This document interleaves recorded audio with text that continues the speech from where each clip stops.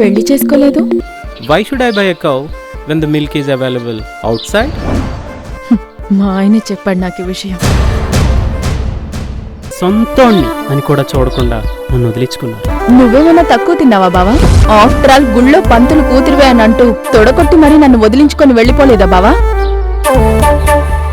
కానీ అబ్బాయిలు మాత్రం మీ అమ్మాయిలో చూసేది ఆ చివరి క్వశ్చన్. నేను పెళ్లి చూపులకెళ్ళిన ప్రతిసారి అమ్మాయిల తల్లిదండ్రులు నాకు ఒక మల్టిపుల్ చాయిస్ క్వశ్చన్ పేపరే ఇచ్చేవారు. నువ్వంటే పడి చచ్చే నీ మరదల శైలు కోసం ఆలోచించావా బావా? తప్పంతా నాదే అంటావా? మరి ఈ విషయం మీ అమ్మా నాన్నకు చెప్పావా? చెప్తే ఏం చేస్తారు బావా? పోనీ నేను మీ ఆయనతో మాట్లాడినా?